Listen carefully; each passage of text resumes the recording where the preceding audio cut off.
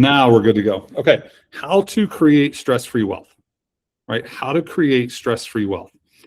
I mean, does anyone want to be like stressfully wealthy? Or like, do we want this wealth to be on easy street? Yeah, we want it to be smooth and a simple process. And my promise and commitment to everyone here today is to help you build a healthy relationship between your business finances and your personal finances that empowers you and gives you confidence to go build stress-free wealth. And so my world in my role in this world of real estate did not start out as a financial coach. It did not start out as being Profit First certified. I didn't even know what Profit First was the day that I heard it or the day that I started in the world of real estate.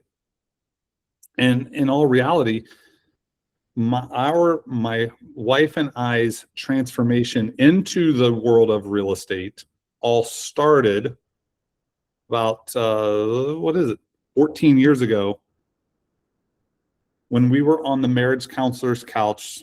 I was 300 pounds, alcoholic, addictive sports gambler, smoking 2 packs of cigarettes a day, fast food twice a day, and thinking it was all Melinda's fault. And I was asked a very specific question that afternoon, that spring of 2012. Matt, could you go 90 days without a drink? And I was not there for alcohol counseling. I was there for marriage counseling. And he asked me a very specific question: could I go 90 days without a drink? And I was like, I can do whatever I want. However, she will still be the same person that she is today. I was looking external, not internal. External, not internal. Who's been there? Oh, it's the rates. Oh, it's the buyers. Oh, it's the sellers. Oh, it's my wife. Oh, it's my sponsor. Oh, it's EXP. Blah, blah, blah, blah, blah. No, internal, not external. And so that sent us on a journey over the last 14, 15 years. Lost 100 pounds, became sober, broke a sports betting, gambling addiction, broke a smoking addiction, all inside of 18 months. Led us to a couch again. I'm like, why are we still stressed? I mean, literally, we just saved our marriage and saved our life. What is going on? And I realized we started having conversations around our money. And I'm like, holy cow, we are $551,000 in debt. House, cars, timeshares, credit cards, student loans, taxes, personal loans, all of it. We owed everybody. And I'm like, this is a massive mountain. How can I treat this like I did weight loss? How can I treat this like we did our marriage? Or it's just one little bite at a time? Got exposed to Dave Ramsey, a friend of mine who I just hung out with last week. I've known Jim for 15 years. He gave me, in 2011, gave me the Total Money Makeover. And like most people, not ready to hear the information, sat, and it was an incredible $14 coaster on my coffee table, dust collector, until I was ready to receive the information. When the student is ready, the teacher will appear. Read the book, went into Financial Peace University. 15 years later, I got to play golf with Jim for the very first time last week. Very cool. And on that journey, I realized that paying off the debt was going to be just like losing weight. And over the next 40 months, we eliminated our debt. We sold the house. We short sold stuff. We negotiated. We made money. We reduced the water, reduced our lifestyle, lived on nothing, and did our debt-free scream on the Dave Ramsey Show, May of 2027, 9 years ago, literally on Friday. Friday was our anniversary, May 1st. Now, on that journey, I realized a few things. One, we could live on literally nothing. We could figure it out. We could get from A to B. So I want to ask you, in this season, this group of baller real estate agents, what is the thing that you have to do to get from A to B? Like, you might have inflated something that if you just reduced everything, you could get from May 1st to May 30th. Like, is it a subscription? Is it Is it leverage? Is it like, hey, we don't go out and eat at restaurants? Where do we need to lower the water because our boat keeps hitting the bridge? And the easiest way is to lower the water so the boat can go under the bridge. That's number one. Second thing is, where do I need to raise the bridge, go make more money? Where can I start lead generating? Where can I get into my database? Where can I do all of the free things that we can as real estate agents to go raise the bridge over the next 90 days while I'm lowering the water? For me, that was the world of real estate, because I'm like, and this was in 2017, gang. Okay. I'm not saying this at you. I'm saying this with you. Real estate agents had it pretty easy in 2017, 18, 19, and 20. Fair? Like, we only had to put a for sale sign in the front yard, have some pictures, and it was going to sell. So I'm like, agents make money. I like the lifestyle I see on on Facebook. I'm going to go be the world's greatest real estate agent in Northern Virginia. Little did I know what it actually took to sell a house. However, I sold my first house in 90 days. I was on a team, and I went around the market center that I was in Reston, Virginia, and I would be like, hey, Ryan, what do you do with your next check? Hey, Aaron, what do you do? Hey, Katie, what do you do? Hey, Ben, what do you do? And I didn't hear, on average, hire a coach, get into an ecosystem, create a marketing plan, hire an admin. I heard pay last year's taxes and next month's car note. And I'm like, I just solved this problem for me. The world doesn't need another real estate agent in Reston, Virginia. The real estate industry needs a financial coach to help them on this journey of paying off debt and paying themselves first. Day one, I knew I wasn't going to be a real estate agent. I interviewed hundreds of agents. I had thousands of discovery calls. I created a coaching business and coaching model around it. And so what I'm going to share with you today are some of the key takeaways and nuggets along that journey so that you can start your financial transformation. And if you're ready, type yes in the chat, because we're going to go get absolutely after it to create your own financial transformation on your way to stress-free wealth. Okay? So here's a couple of things. And I'm going to is it okay if I don't share slides? I can just, there's 3 people in the world that use Google Meet, and Lars is one of them. So here we are. It'll be a little easier than bouncing back and forth. All right. The 2 things that cause the most stress and anxiety. Here's what I found out to be true. Right. And again, this is not at you all. This is with you all. Real estate agents don't make as much as they think. We all spend more than we care to admit, which generally leaves us behind on taxes and/or retirement. And the 2 things that cause the most stress and anxiety is inconsistent income and financial disorganization.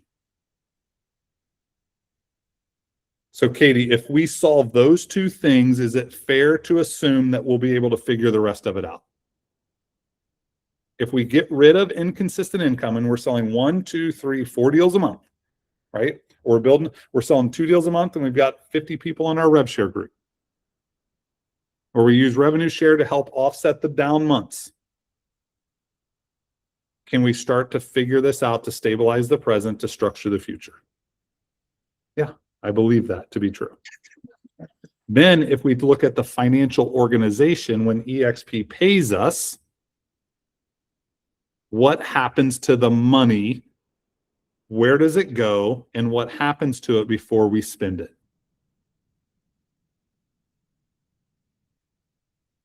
I believe and what happens is most agents, it goes into an account and then everything is spent out of that account. Well, if you're making $20,000 a month and $20,000 comes into your one account, and that's where you pay your coaching, that's where you pay your fees, that's where you pay your travel, and all of that stuff comes out.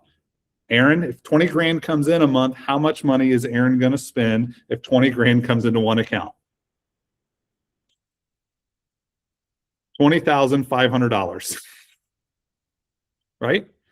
On business and or personal, right? Because agents don't make as much as they think.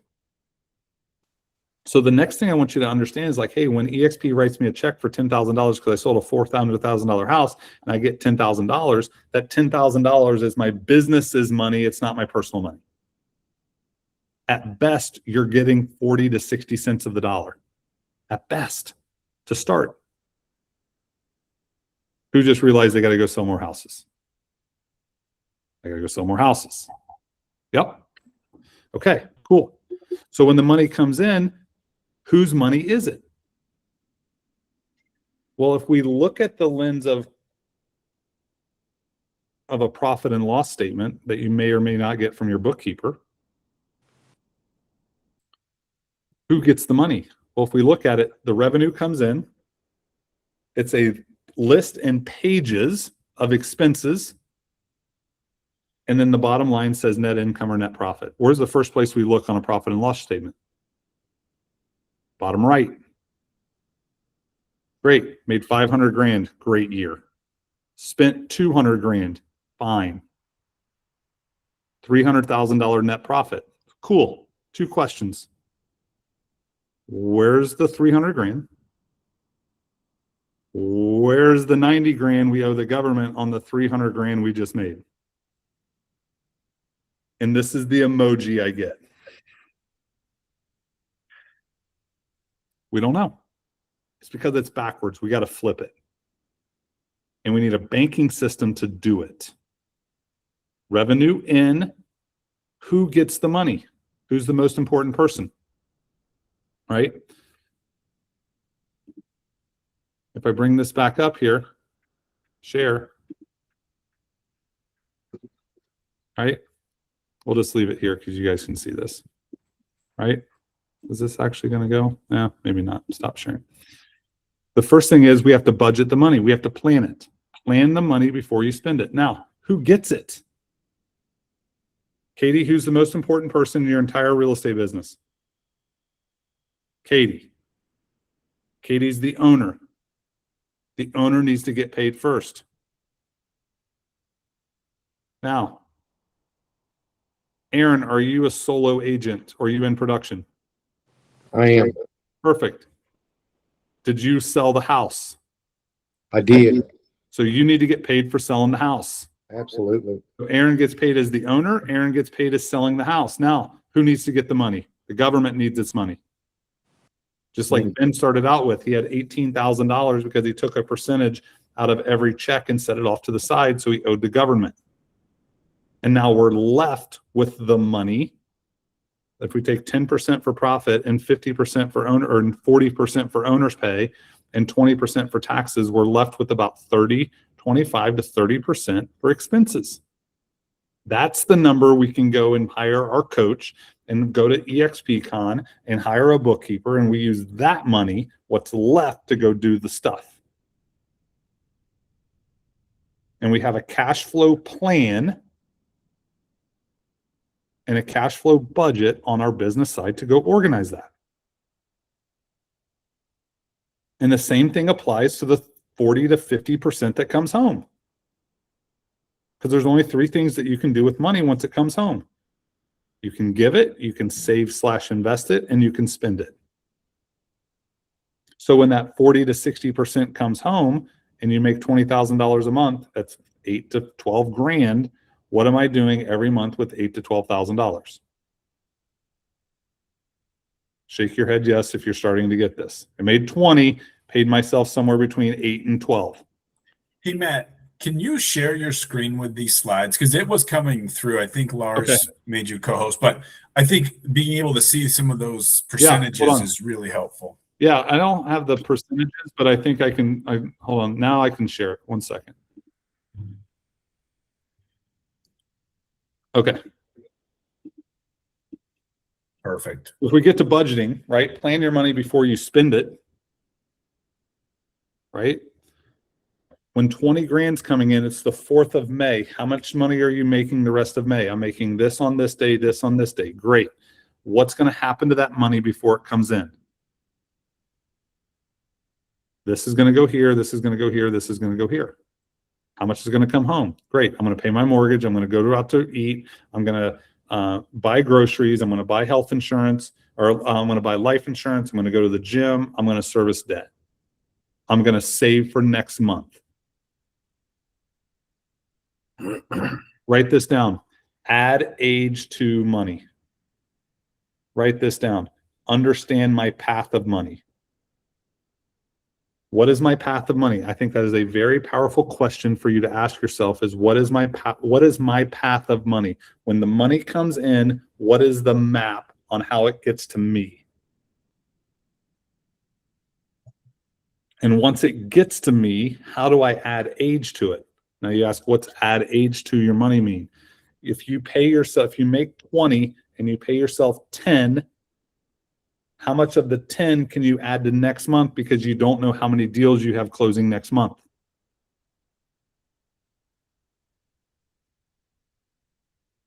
And so now it's just this race to fill up some potential bank accounts or your spreadsheet or whatever it might be so that we can stabilize the present to structure the future. And all we're doing is we're going back to the original thing that we talked about was if we solve inconsistent income and we solve financial disorganization by stabilizing May and June and July, can we start to then go structure 2027, 28, 29, 2040, 2050, and beyond? Because we focus on we focus on what we can focus on, but we always add age to our money. Now, whether that's something that you want to save for in the future or you want to invest in, doesn't matter. But if we can understand our path of money and we can add age to our money all through a budgeting framework, cash flow planning, budgeting for my nerds, cash flow planning for my free spirits. Got to come up with a sexier name than budgeting for my free spirits. We then get to a process of banking. Because as we were talking, if all of the money comes into an account and all of the money comes out of an account, we're going to spend the maximum amount of money. So we need a banking model and a system that allows us to organize this. So everything in every role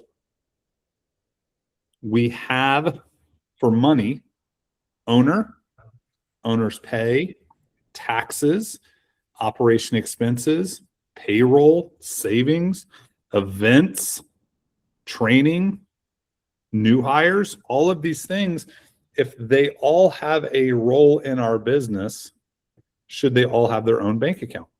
I believe the answer to be true. Yes. Now, when you're banking with Chase, Wells Fargo, US Bank, Credit Union,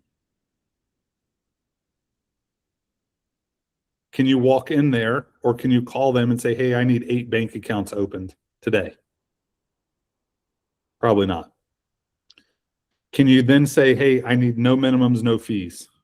I can transfer money in and out of at will. They're going to look at you like you're a little crazy. So we need to shift our methodology to potentially cloud-based banks. Isn't that interesting?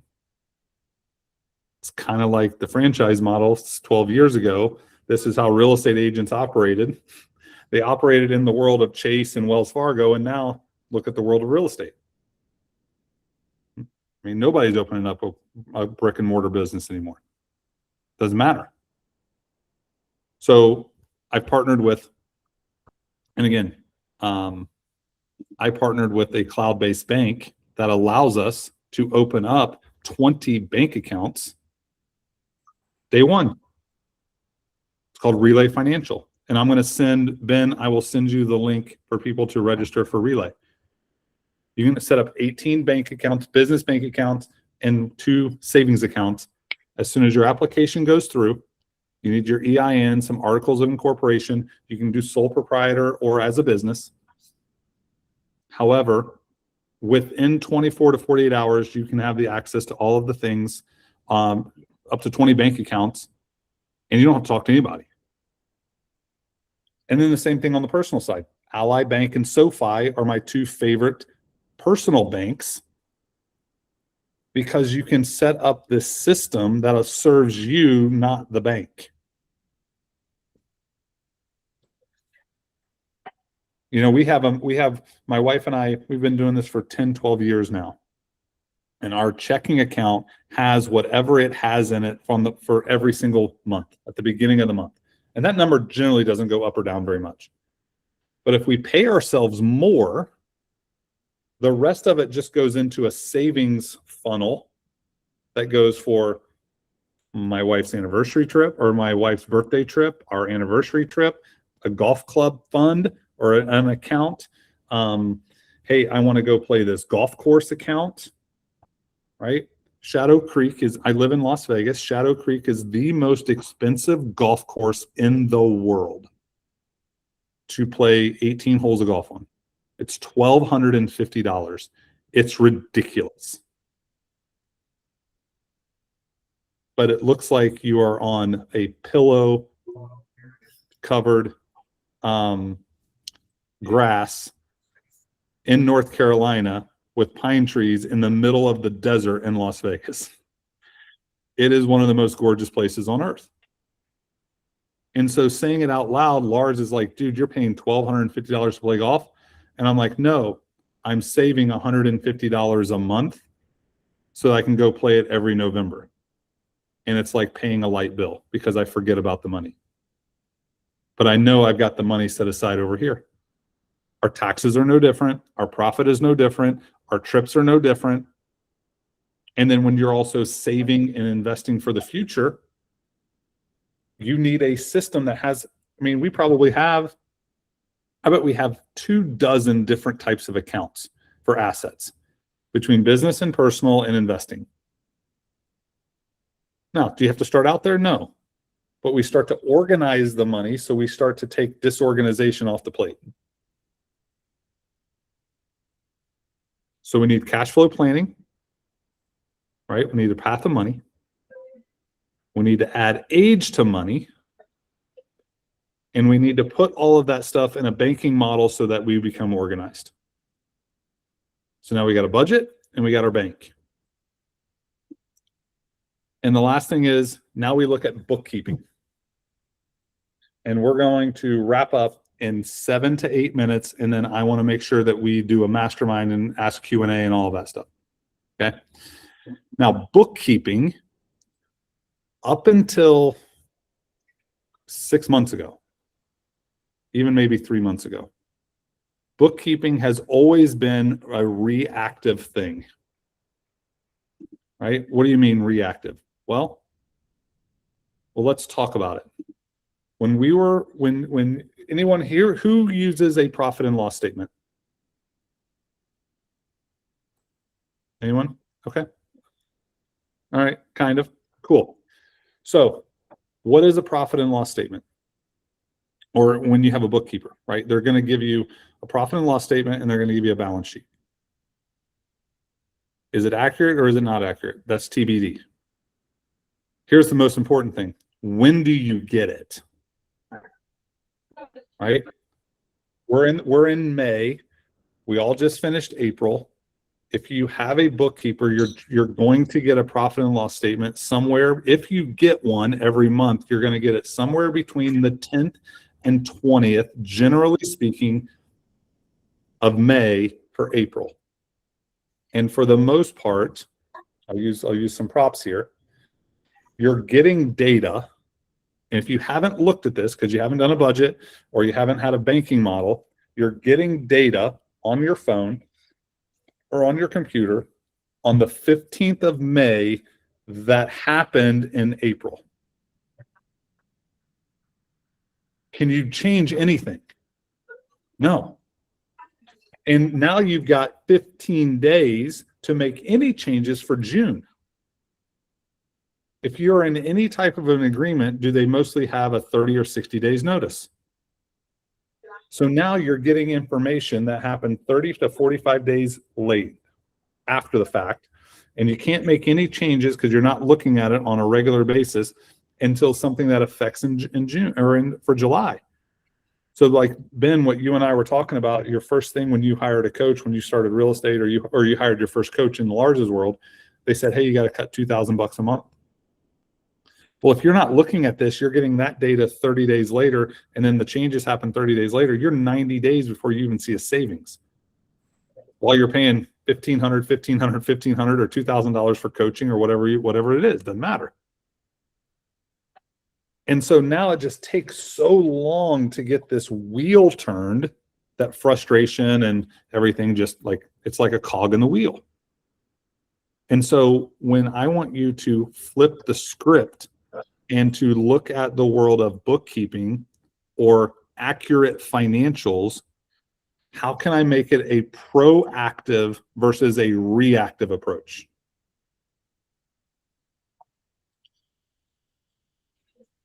And that's where either you bring AI into the equation, one, or two, you hire someone that is bringing AI into the equation, which is what really started this conversation between Lars and I, because 3 weeks ago, I told him I started a bookkeeping business. He was like, you got to tell me about that and blah, blah, blah. And I was like, hey, we're using AI and, I'm moving from this model to this model. And I was seeing something in the market that I was always referring it out to somebody, but then I would get on a coaching call with Ben, be like, hey man, send your profit and loss statement. And you're like, here, oh, I haven't even looked at it. 30 days after he got it. And so I was like, I was like, how can I solve that problem? And so I want to make sure that you guys, I want to just encourage you all, right? These forward thinkers, to when you are hiring a bookkeeper or you are doing it yourself, I really don't want you to do it yourself. Like, don't hire me, but don't do it yourself. Like, that's when I was always talking to people about EXPs. Like, don't choose EXP, but you got to move from where you are because where you are doesn't work, right? So if you're not using a bookkeeper, how can you start to use AI? Or if you're using a bookkeeper, how can you start to look at it from a proactive versus a reactive approach? Because the more that you can get on top of this, of your business financials, is going to help you put a downward pressure on your tax liability. It'll help you put a downward pressure on your expense spend so that as you go, it'll help you reduce the water so you can go, when you go raise the bridge, look who has more money. And did you actually have to go sell that many more houses? No, I just started from 30% saving taxes down to 10%. I started at 1% profit and now I'm at 15% profit 3 years later. And now for the next 20 years, you just have to go sell 2 to 3 houses a month because you're paying yourself 40, 50, 60 cents of every dollar. The business is running lean. You've got the right tax strategy. You've got the right financials, the bean counting inside of your business. So now you can go have tax planning with the right CPA. You're not by default. You're hiring the CPA by design. And so then now all of this gorgeous money that's coming home because you're paying yourself first. We give 10%. We invest 20%, and we live on the rest. And we pay off our mortgage, and then we don't have a house payment. And then we save for kids' college. Over and over and over and over and over. And at some point, we can throw this thing in the freaking ocean, and we don't have to do any more TikToks, and we don't have to send any more emails, and we don't have to dance, and we can just go be and go live. Because we have what is called money. And money gives you options and money gives you freedom. When you have a cash flow plan and budgeting, when you have a banking model, and you have optics and clarity, accurate optics and clarity inside of your business financials, that allows you to go build stress-free wealth.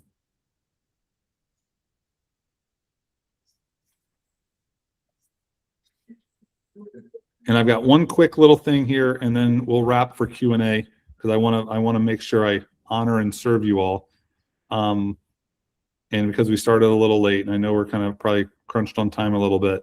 However, I do have this 3-part money system, how to fix your cash flow in 15 minutes, that talks through the logistics of budgeting, banking, and bookkeeping that you can have and read through. It's about a 15-minute read, 5 to 7 pages, and you guys can all download that. I'll send it to Lars for the replay, or Ben, so you guys can get that. So, and I'll send this out. Ben will send it out. He'll send the banking information out, so you guys can start building this process of your own system to actually go build stress-free wealth. Questions, thoughts, ideas. This is not about now. Like, I want to make sure that I serve the winners that showed up here. Ryan, question. Hey, Matt. Awesome. Thank you. What was you referenced a cloud-based banking platform? I think it was 2 or 3 in the convo. Yep. I'm gonna yeah. So Relay Financial, and I'm actually let me do this. Let me go to my chat here. Where's my chat? It's over here. Here is the link to apply for the Relay Bank. And Ben, I'll send this to you so you can kick it out to everybody. It's world class. I love it. Every one of my coaching clients is on it. It's awesome to automatically set up something with 20 accounts, no minimums, no fees. And the other 2, Ryan, were SoFi, SoFi, SoFi, and Ally Bank. And those both are very well, known. I mean, those are, if in the world of sports, like SoFi Stadium is literally where the Los Angeles Rams play. So like, cool. It's a big deal. That's cool. So you like Relay? Relay for the business. Relay for the business. Cool. Can you send that link again, or is I put it in the chat, and I'll send it. I'll give it to the team so they can send it out in an email replay. Yeah, thanks. Yeah, you could just text it over to me. And the funny thing about a talk like this, I traveled to speak at an event this morning, and I started out like, guys, this is like what I'm just about to talk to is the least sexy topic in the world. And that's like this topic, like agents. I feel like, like Matt said, kudos for you guys for showing up. Over 2,000 agents were invited to this call. Over 2,000 agents. So I'm going to send out those links, Matt, to all the agents in the free workbook and all that. But this is like the what's the expression? Like, you don't get to be in business unless you track your numbers in a normal world. Like we have money coming in and we're spending money. Like, I don't know how the principles of business have escaped real estate. And I get it. Most of my presentation today was about instant gratification and distraction, and how the hard things sometimes, like, we just don't want to do it. We want an easy button, and I can just sell more homes, get more leads, or spend more money, but we just ignore the fact that we're going backwards every year.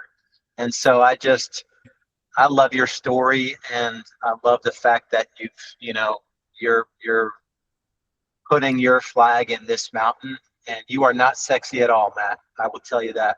I know. And I love you. I mean, sometimes I have nice, cool T-shirts, but that's about it.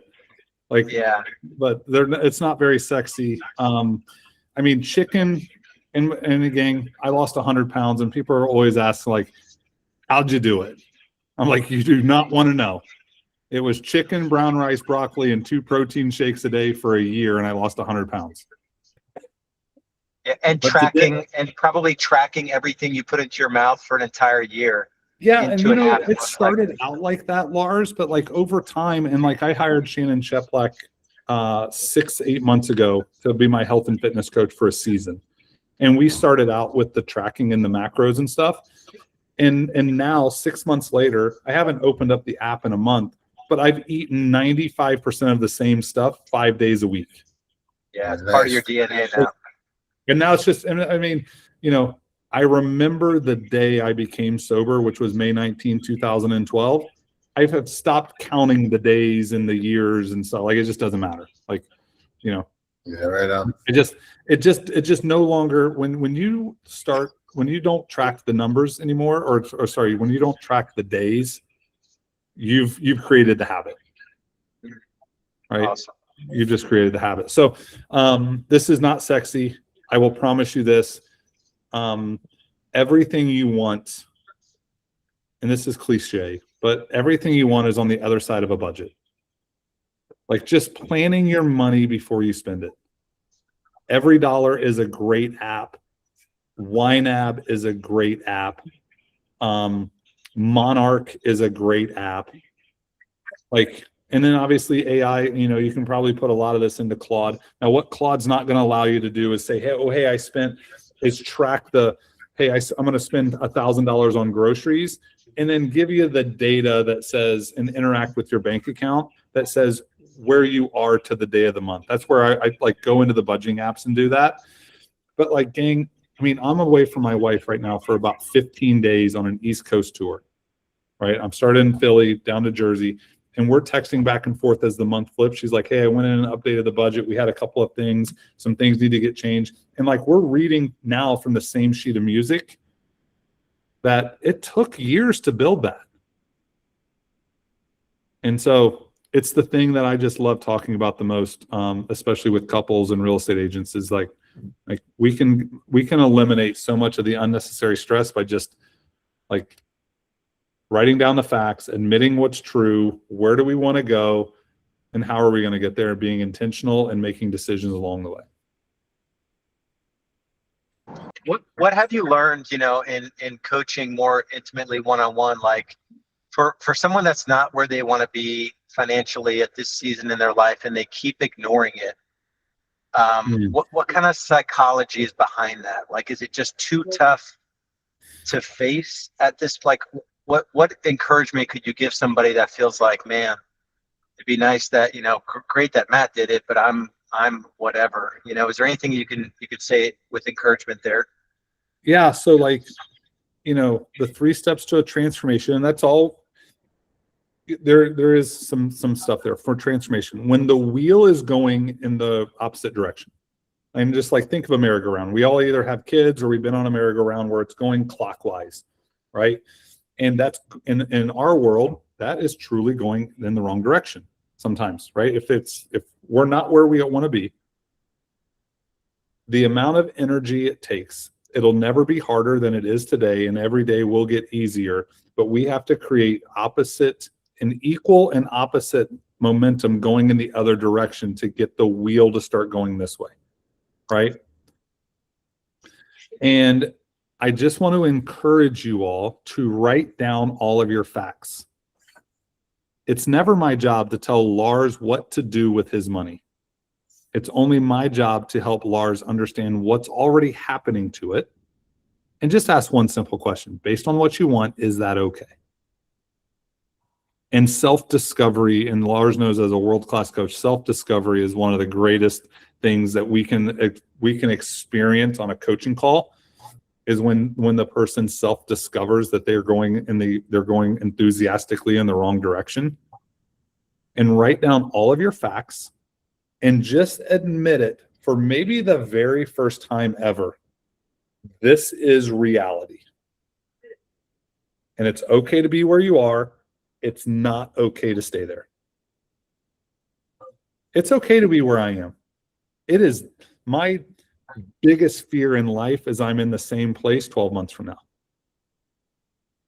It's not okay to stay where you are, right? Lars made that, but you made a huge pivot however many months ago. It's okay to be where you were. It's not okay to stay there. Like, Lars made a decision to go a different direction, to do something else. Cool. Awesome. Great. He's going to be, him and his family and everybody in his world is going to be better for it a few years down the road. So if you're in that season and you're selling real estate and you're selling 2-3 deals and you've got some debt piling up over here, like, I can't share how relieving it is to actually write down all of the facts. And then no shame, no blame, no guilt. It's just the facts. Now, what decision do you have to make to start checking the first thing off the list? I'm going to go and walk 1,000 steps around the block. Right now, no phone. No audiobook, no anything. Leave the phone, 10 minutes around, reset. And then what's the next thing? And then what's the next thing? And then what's the next thing? And then I'm going to shoot 5 text messages out. And now I'm off and running.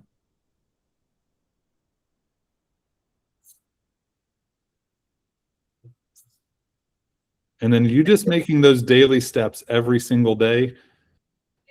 I can't express how fast it can change if you just keep moving. I lost 100 pounds in a year. I mean, and I just didn't stop, right? And a lot of you know this, or you've experienced it. We've had good runs, but why have the runs stopped? Because we stopped doing the thing that got us the wins. Self-sabotage. Write down self-sabotage, circle it, and then put a big red X through it that you're never going to let self-sabotage happen again. You don't have to land on your own grenade. You can pick it up and throw it away. There's plenty of time left.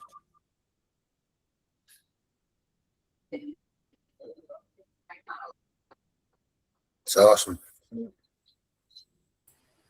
Matt, I talk to a lot of agents, and you know, some of them are newer agents, which we might have some newer agents on the call here. And what I hear is, well, I need to spend money to make money. And I come back with this great quote that, you know, I think is in the book, but profit is a habit, not an event. Mm-hmm. But so many people think, well, in business, I have to spend the money. I've got to buy the leads, and then I'll, you know, cash out and make the money.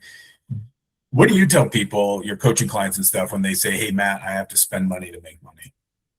I mean, I always lean on, it's who's the most important person in your entire business, and who should get paid first, and who's not getting paid first. Is that okay? No. Start there. And then I learned this lesson is like, you have to spend money to make money. In the world of real estate, that just is not true. There are some businesses where that might be true. Like, if you want to own a landscaping business, you have to have a lawnmower. If you want to be a real estate agent, you need a telephone that you already have, and you need a list of people that you already have called Facebook. You don't need to spend any money. You need to spend time, and time costs no money. It doesn't cost anything. So I just that's an axiom that I would just, that's a sacred cow that I would just slaughter immediately. And then, you know, I go back to a lesson that I learned that I was going through Financial Peace University and doing our first budgets, and, you know, exposing myself to, you know, what the Bible says about money. With tithe your first, you know, bring your first fruits into the storehouse. I didn't know what that meant. So I would be like, I did my budget and be like, here's how much our mortgage is, and here's how much our debts are. And, you know, I got down to the bottom and there was $100 left. And I was like, great, we made 12 grand. I'm going to take $100 to Cornerstone, and felt amazing for it. Until I showed my mentor the budget, and he was like, I think you might have it upside down, kid. I was like, what are you talking about? He goes, what if you gave the first 10% to the church? And then he showed me and walked me through what the Bible said. I was like, oh, interesting. Let me try that. And then guess what I did? I made more money. I'll be darned. Shocking and weird how that works. So if we pay ourselves first, or we bring money into the store, or we bring our first fruits into the storehouse, we are rewarded for it. Maybe in money, maybe in possessions, maybe in relationships, but we are rewarded from it 100%.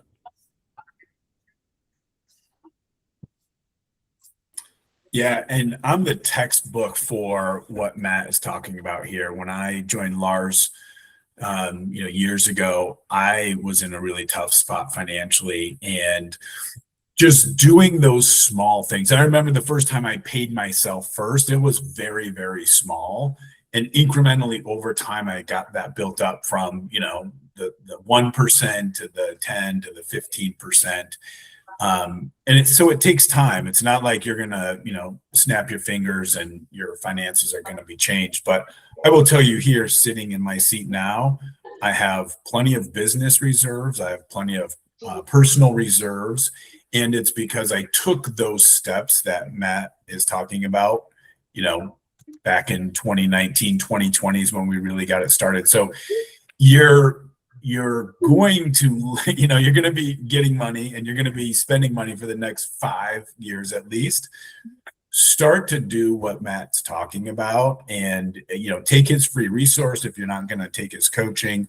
And I think just getting that mindset is going to be powerful. No matter where you are, you could be really far away from, being debt free, or you could be really close to being debt free, but you have to start somewhere. Yeah. And I mean, here's the other beauty. I mean, when you have a financial system or you have a business model and a business system, we're going to fall down. We're going to skin our knees. But we're not going to have to cut off a leg.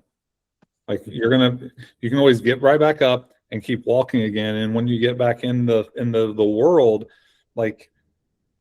okay, do a budget, do this. And I think everyone can start, where do you start now as we wrap up? Write down, I think the very first thing you do is how much money have you made January, February, March, and April. One sheet of paper, how much money have you made? Turn the piece of paper over. How much money have you spent?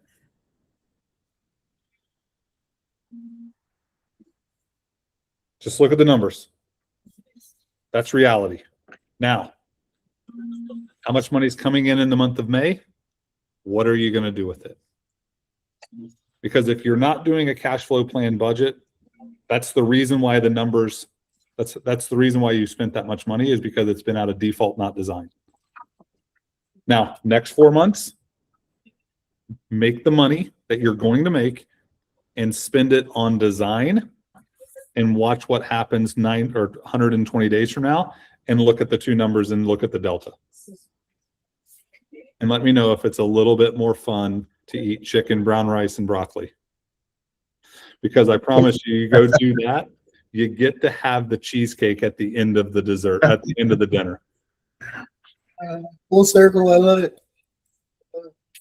Cool. Matt, thank you for coming on. Lars, thanks for having Matt on. He's not a typical kind of speaker that we have on here talking about production, but it is so important that we get our finances in order, because that elevates everything. And so it's been great. Matt, thank you very much. Everybody, we will see you next Monday.